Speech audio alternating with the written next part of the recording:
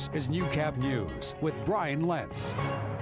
Good evening and thank you for joining us. The Alberta government has laid out a framework for marijuana legalization and distribution, but Lloydminster City Council is still waiting for the government of Saskatchewan before moving forward.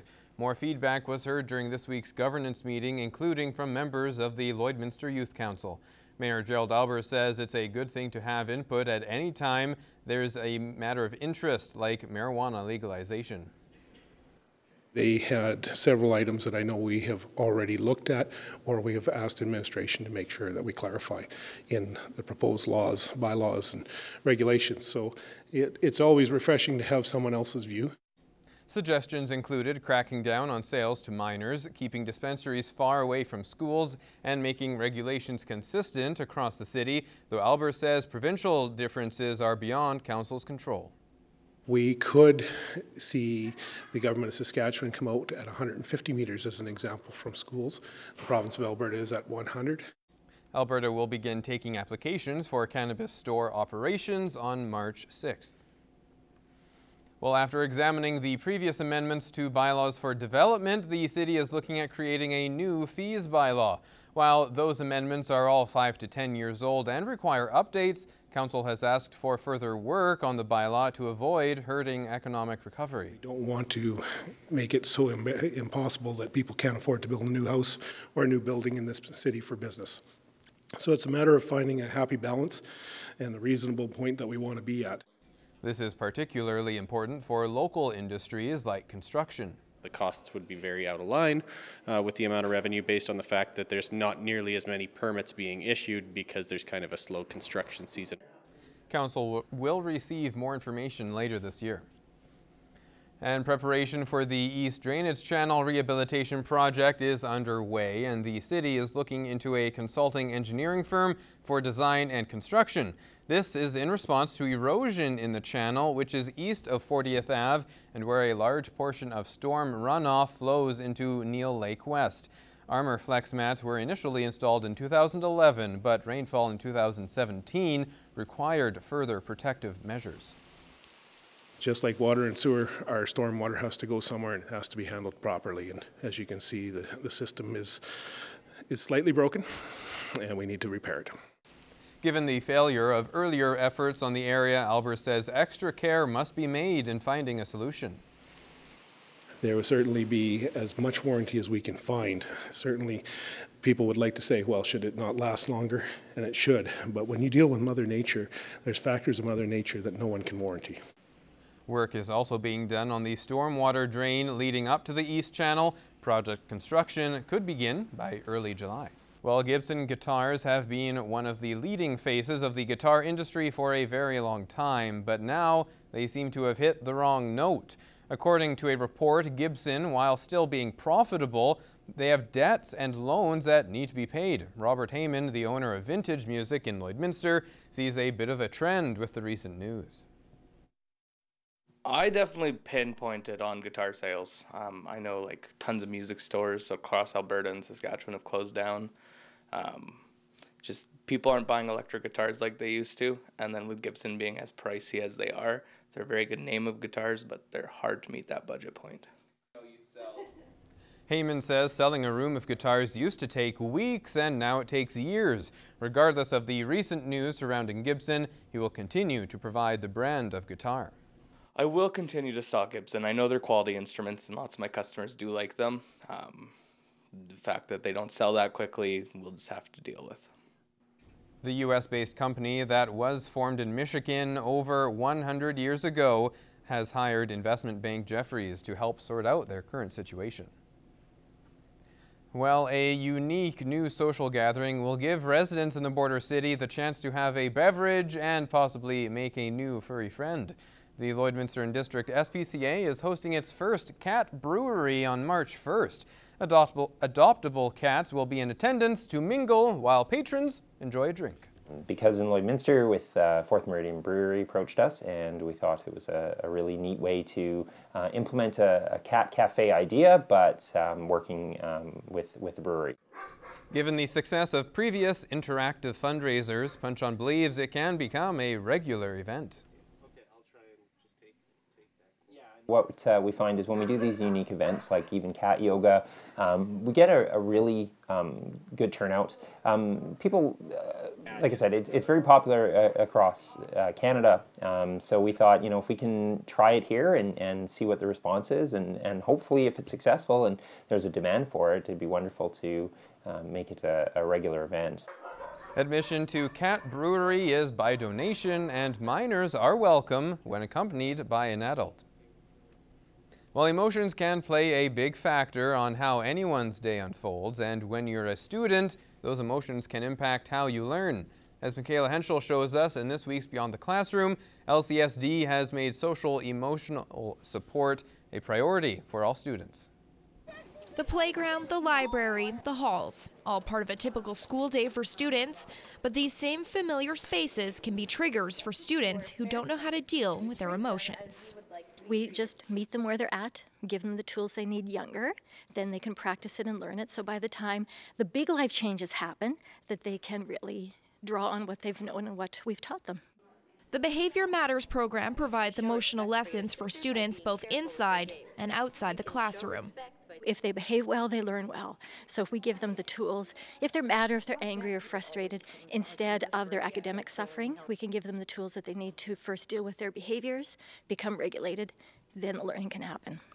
The program is a collaborative effort between the schools and the division. The program provides students with specific skill building by using a 3-tier system that targets each student differently. If they're still having trouble themselves controlling anger, we bring in the rest of our team from the division, right from the social emotional coordinator to our occupational therapist. So there's a lot of people with a lot of different skills to help these kids out. We use various types of games, specific programs developed to teach social emotional skills, and we also provide different types of therapy for the students depending on the skills that they need to work on. While not every student deals with these struggles on a daily basis, activities like meditation and continued conversation are being incorporated as lessons for beyond the school halls. Our goal of our programming is to have our students have the social emotional skills they need to experience success at school and in life.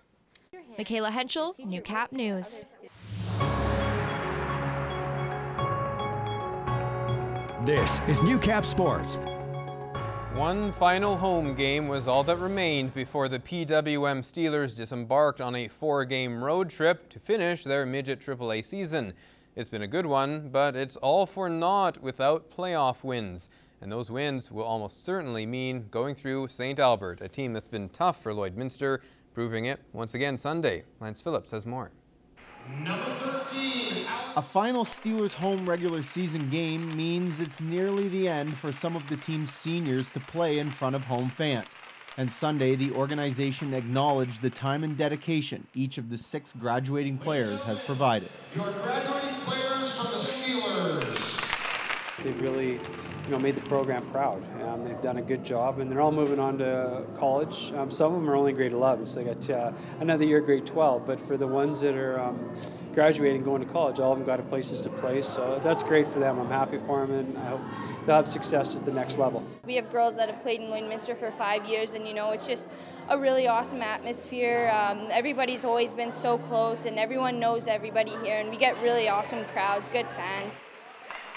But there was still a game to play against the reigning national champion St. Albert Slash, and like Saturday, St. Albert exerted its will in a 4-2 win.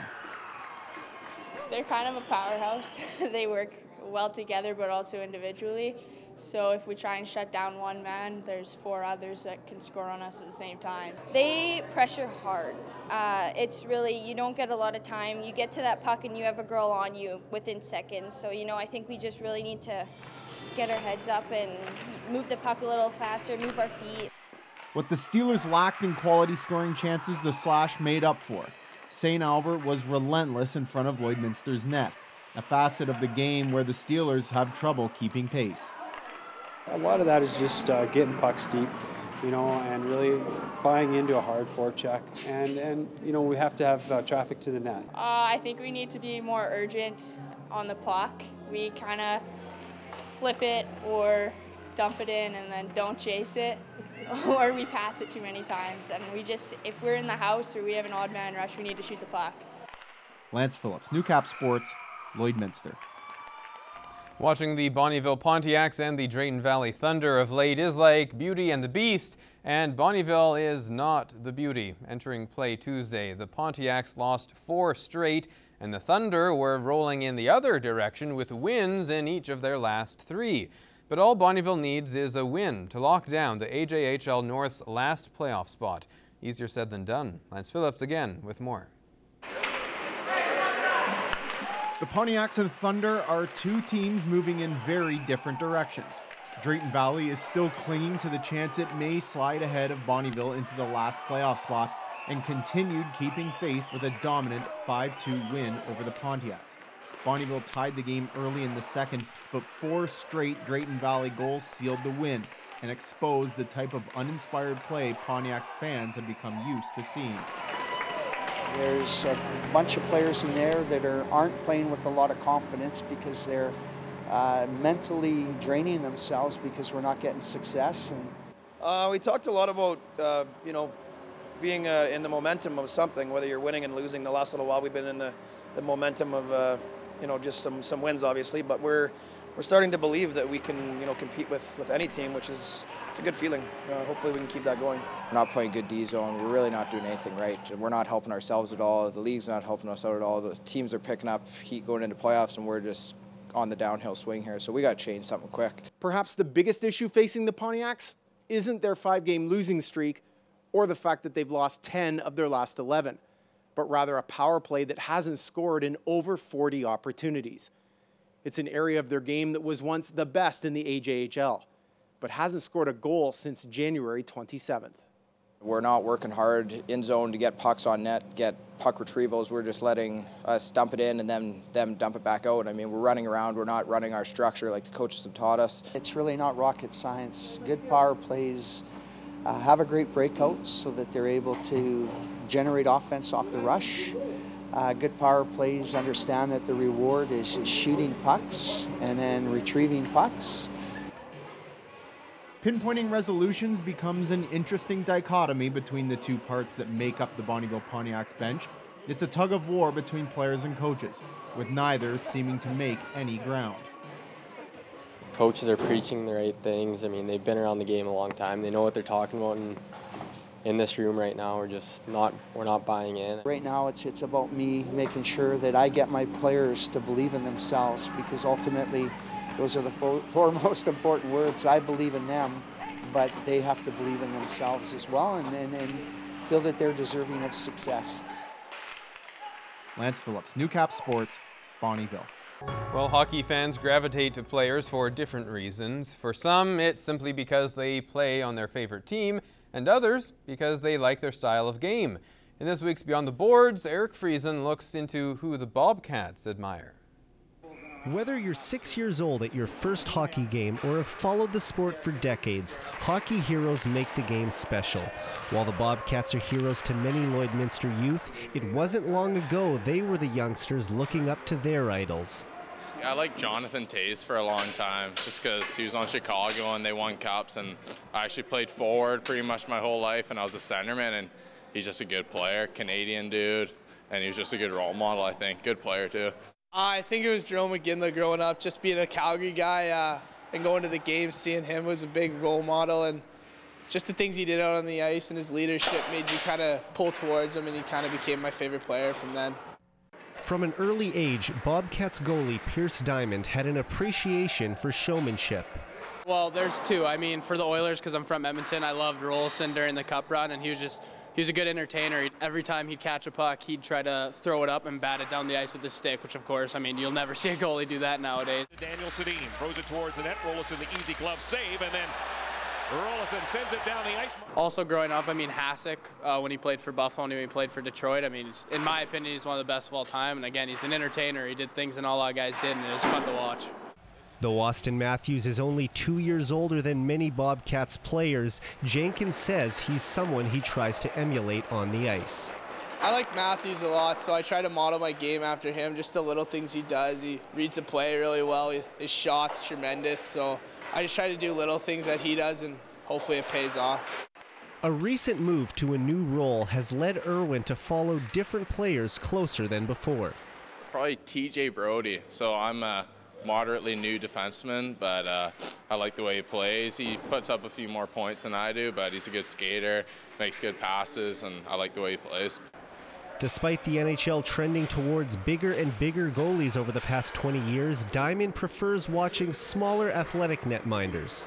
It's tough. I mean, there's not a lot of goalies in the NHL that are my size. I'm kind of an undersized guy, but I think some goalies kind of like quick. He's not the tallest guy. He's maybe 6 foot, but he's very explosive and he's very quick. And I think that's kind of something I want to work on and something I want to model my game after.